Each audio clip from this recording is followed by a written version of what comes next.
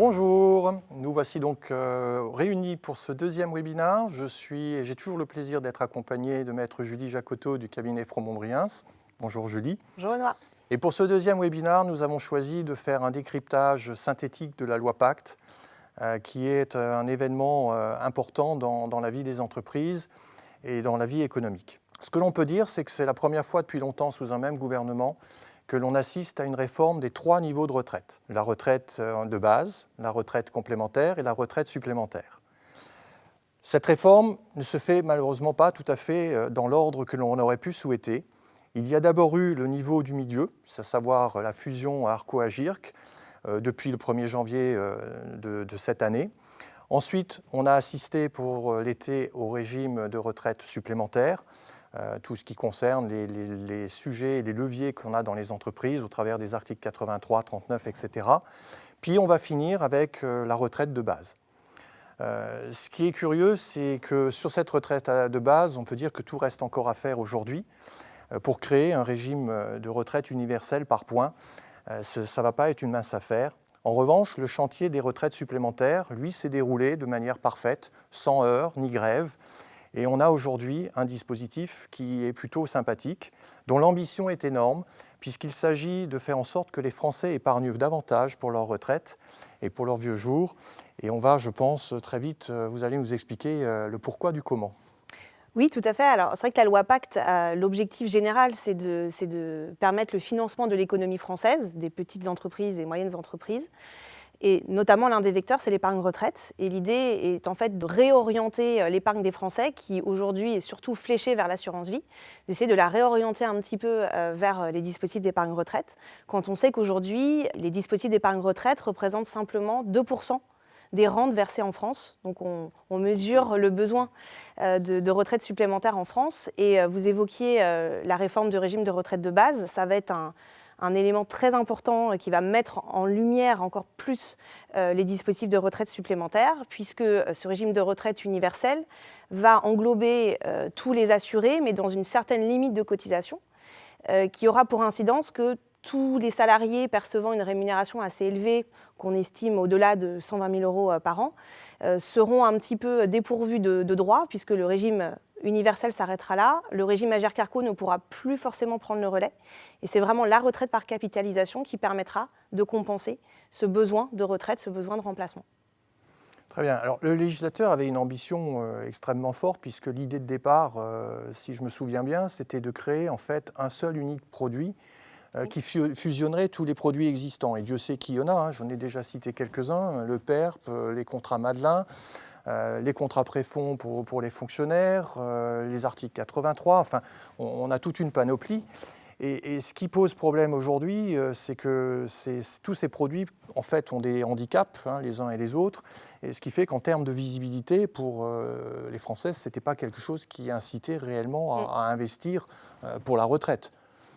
Alors, c'est vrai que l'objectif initial, c'était vraiment de fusionner tous ces produits que vous venez d'évoquer en un seul produit d'épargne retraite, le plan d'épargne retraite. Entre l'objectif initial et le résultat, on se rend compte qu'on n'est pas tout à fait dans cette simplification ultime d'un seul produit. On a plus exactement 3 produits différents au sein du groupe des plans d'épargne retraite. On va avoir les plans d'épargne retraite individuels et les plans d'épargne retraite d'entreprise, avec des plans d'épargne retraite d'entreprise collectifs ou à adhésion obligatoire, nos anciens PERCO, nos anciens régimes article 83. Donc on n'est pas tout à fait parvenu à cet objectif de simplification, mais on a quand même avancé, et l'idée en effet étant de donner plus de fluidité, plus d'attractivité à ces produits-là.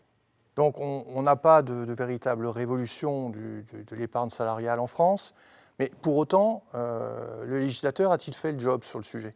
Alors, on n'a clairement pas de révolution, mais néanmoins, on a quand même un certain nombre de caractéristiques très importantes qui ont été inscrites dans les textes. Et la première de ces caractéristiques, c'est quand même la transférabilité presque intégrale des produits entre eux. Si je change de carrière, si j'évolue, aujourd'hui on n'a plus forcément des carrières linéaires, on ne reste pas toujours dans la même entreprise, on ne reste pas toujours salarié, on peut devenir travailleur indépendant. Maintenant, je vais pouvoir emmener avec moi mes droits à retraite et transférer mes droits à retraite sur les plans de retraite d'accueil. Donc ça, c'est vraiment un vrai plus. C'est vraiment l'innovation et le vrai plus, et l'élément d'attractivité pour les salariés. Il y a un autre pendant de la réforme qui est très important, c'est la sécurisation de l'épargne. pour justement inciter les salariés à placer leur argent sur les dispositifs d'épargne retraite. Et donc là, cette sécurisation, elle passe par une obligation pour les gestionnaires d'isoler les sommes dans leur portefeuille consacré à la retraite. Et aussi, cette idée qui existait déjà dans le cadre des PERCO dans les entreprises, cette généralisation de ce qu'on appelle la gestion pilotée. C'est-à-dire qu'on va placer les sommes de façon plus ou moins risquée. On va commencer par le plus risqué et on va aller vers le moins risqué plus on avance dans la carrière du salarié ou de l'assuré, plus on se rapproche de l'âge de départ à la retraite. Et ça, c'est un élément aussi très important qui a été affirmé par la loi Pacte. Gestion pilotée, c'est aussi la volonté de sortir un petit peu des fonds en euros dans un contexte de baisse des taux où les banques centrales investissent à taux négatif. On est sur de la retraite, il faut arriver à générer aussi un petit peu des intérêts positifs.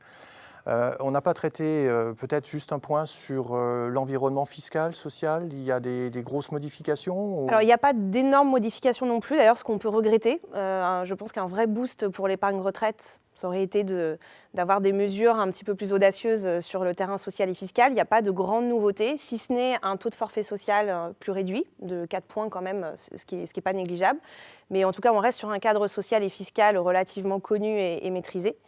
Ce qui change, ce sont vraiment, on va dire, l'articulation entre les produits, cette transférabilité et aussi l'alimentation de ces produits. Tous les produits en fait, vont être composés en 3 compartiments. Ils pourront tous être alimentés, soit par des versements volontaires, soit par des versements liés à l'épargne salariale, ma participation, mon intéressement, soit par des versements obligatoires faits par l'entreprise et le salarié. Et ça va être commun à tous les dispositifs.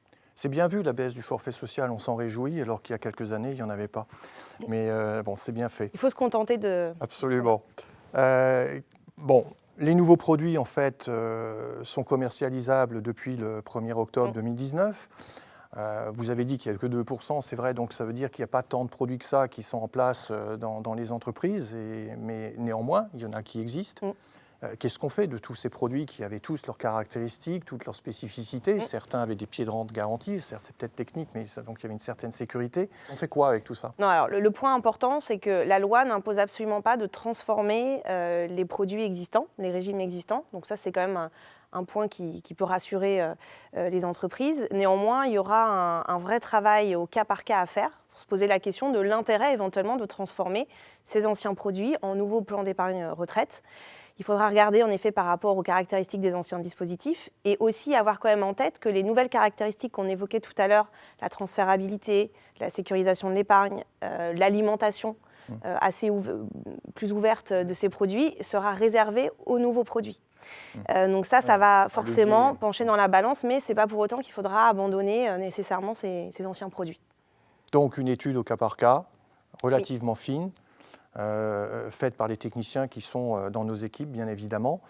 Ce que l'on peut dire, c'est que quand même, avec cette loi Pacte, l'épargne retraite devient un véritable levier de politique sociale et qu'il faut s'en saisir. Je crois que c'est essentiel de remettre les cartes sur la table, de regarder un petit peu ce que l'on a fait jusqu'à présent et voir à l'aune de cette nouvelle loi comment on peut optimiser finalement ces systèmes et faire en sorte qu'on emmène les salariés avec nous, puisque c'est quand même une communication beaucoup plus positive que celle qu'on a avec tous les autres sujets qu'on évoque depuis bien longtemps, où on avait plutôt des contraintes. Là, on a quand même un environnement qui s'ouvre. Donc voilà, donc moi je ne peux que vous inciter à regarder tous vos programmes, à nous faire appel à nous, à nos spécialistes de la maison. On sera de toute façon sur les sujets importants accompagnés par Maître Judy Jacotot. Donc voilà, donc, nous sommes à votre disposition, n'hésitez pas. Là ça commence dès demain, donc voilà. Dernier sujet qu'il faudrait peut-être que l'on évoque dans un autre webinaire, on n'a pas parlé de tout l'environnement des articles 39, ce qu'on appelait les retraites chapeaux. Oui. Et là, il y a un petit sujet de calendrier, parce que beaucoup de choses ont été dites sur ces contrats. Donc, à très bientôt pour un prochain webinaire. Et merci de votre attention. Au revoir.